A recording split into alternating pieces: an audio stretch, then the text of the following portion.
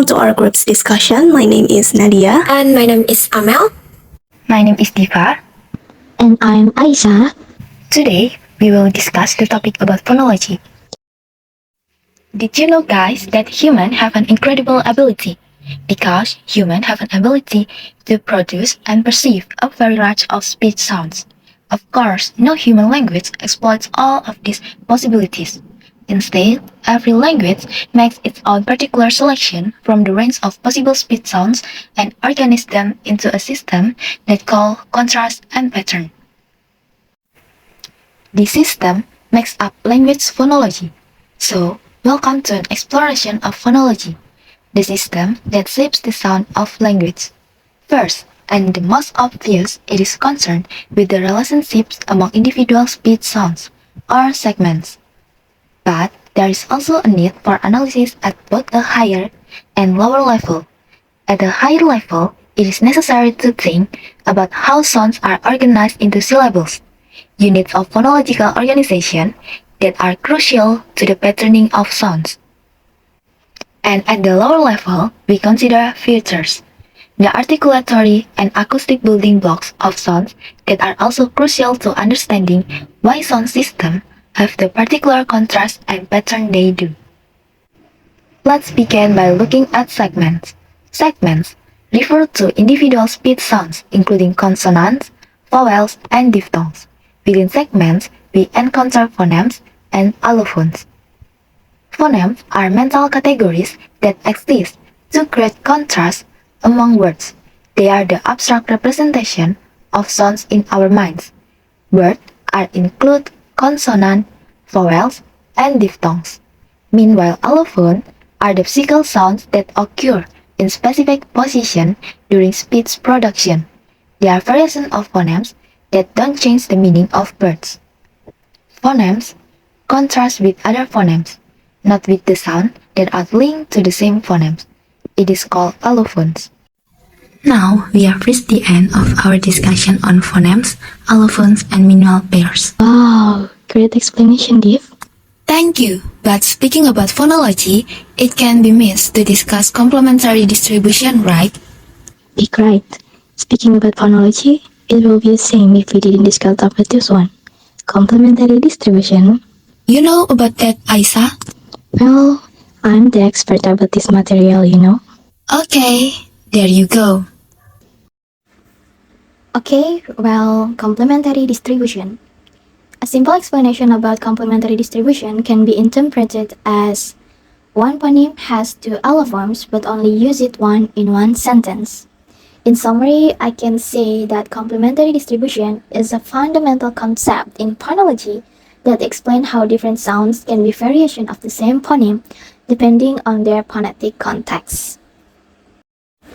After explain about complementary distribution, now let's move on to the phonetic and phonemic distribution.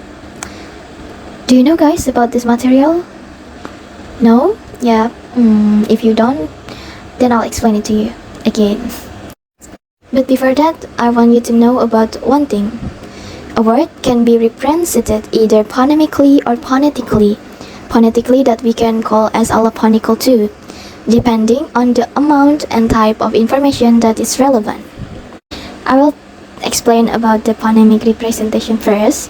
So, phonemic representation consists just of its component phonemes. And phonetic representation that represented with this, it carries additional detailed information about phonetic details, including aspiration, the voicing of liquids, vowel lightening, nasalization, and so on. Okay, then I will explain about this additional detailed information one by one. Start with aspiration, which is a voiceless stop is aspirated in front of a vowel. For example, a word tight. In phonemic representation, be tight, tight. But in phonemic representation, be touch, because it carries aspiration. Aspiration usually has the small h in its representation. Don't forget about that, okay? Now about the voicing of liquids. It means a liquid can occur after a voiceless stop. For example, a word creep in phonemic representation is creep, But in phonetic representation with extra information voicelessness of liquid, it be quip. The air is being voiceless, so it be quip. Now, vowel lengthening in phonology refers to the process where a vowel sound is pronounced for a longer duration than its normal length. And the last one is nasalization.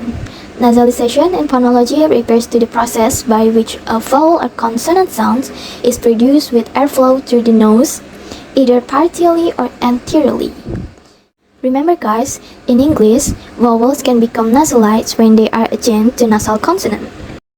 So that is guys about complementary distribution and phonetic and phonemic distribution. So next, we'll discuss the third of basic units of phonology, the syllable. So, what is syllable? Syllable is a unit of pronunciation that having one vowel sound with or without surrounding consonants. Every syllable must have a vowel.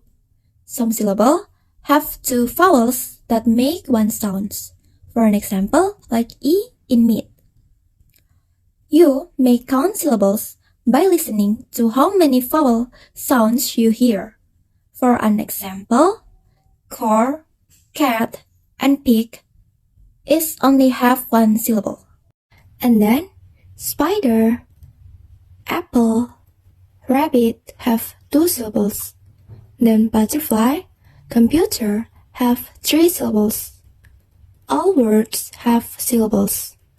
A word might have one, two, or even more syllables. A word also have something that we call as word stress or syllable stress. At least one of the syllable will be longer and louder than the other syllable to show how do we say this word. So, there are three types of syllable stress. 1. Primary stress, or the strong emphasis a speaker puts on the most important syllable of a particular word. 2. Secondary stress, or a less strong emphasis on the next most important syllable. 3. Zero stress, or unstressed, is any syllable that receives no stress. For an example, like in the word photograph. Photograph with three syllables. Though the first syllable is carried primary stress, though in the second syllable is unstressed or have zero stress, this is sound because it carries a schwa. Then last, graph is carried secondary stress. So, that's all about the syllables. Now let's continue our discussion to the next part, the features. Did you know something about the features? What's your opinion, Nadia? Features, right? So, feature is the most basic unit of phonology and the basic building blocks of the speech sounds. Oh, I see. So, features is one of basic units in phonology, just same as syllables.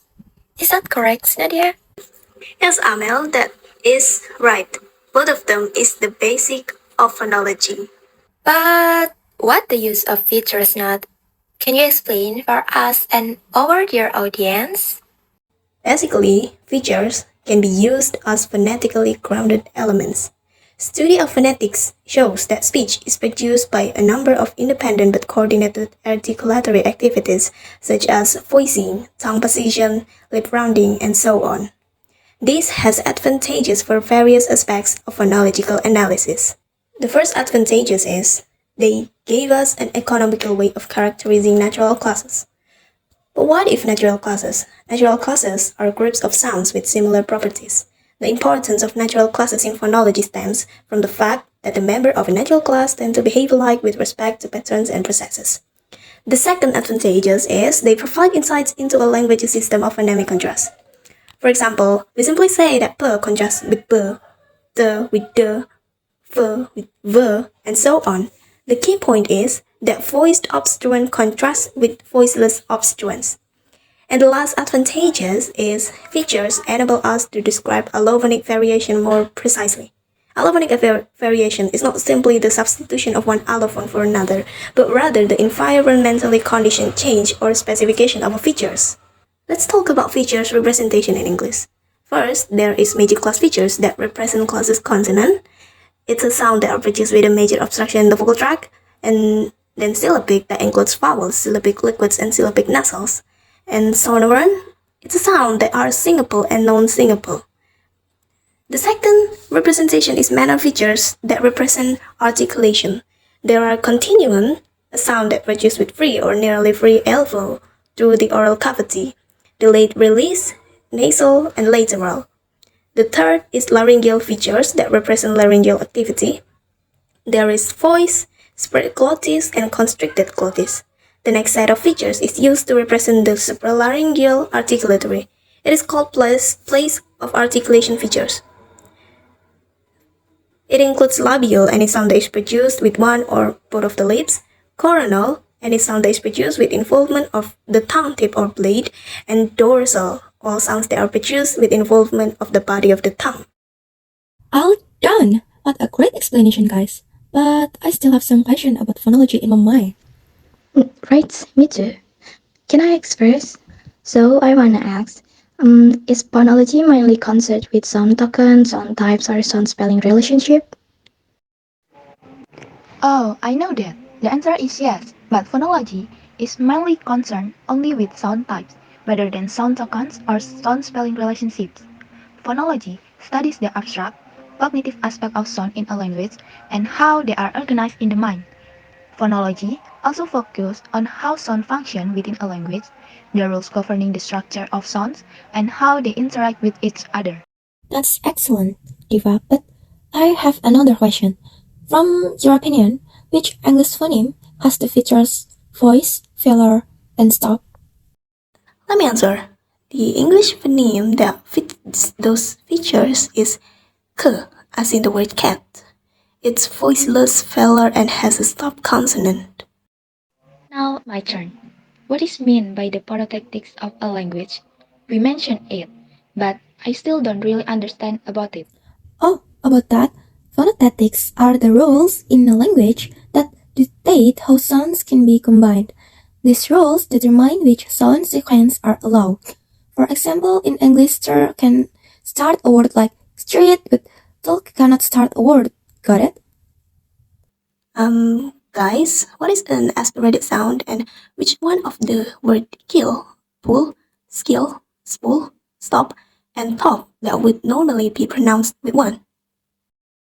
An aspirated sound is a consonant pronounced with a strong burst of breath. So in the given words, pull and top are pronounced with aspiration, whereas skill, spool, and stop are not. And the last question is from me. Can you guys find a few words that have been borrowed into English and identify the original form of each word before it was borrowed into English? Also, what change did English speakers make to the foreign word when they were borrowed? Oh, I can. Here are a few words with their original forms and change that I know. First is cuisine. Its original forms from France, cuisine, and the change forms is cuisine. It has some spelling and slight pronunciation is adaptation. Second is robot. Its original from chess is robota, and the change form changed to robot. The pronunciation is adapted and the meaning is shifted. Third is karaoke. Its original words from Japanese karaoke. The change form is karaoke. It has some spelling and the pronunciation is adapted. Here is a real-life example of analogy. It can be used in teaching literacy. In languages that are written relatively phonetically, this is fairly straightforward. In English, whose spelling is less phonetic, the teaching method known as phonics still stresses the aspects of spelling that are predictable. And now we're reaching the end of our discussion today. Thank you all.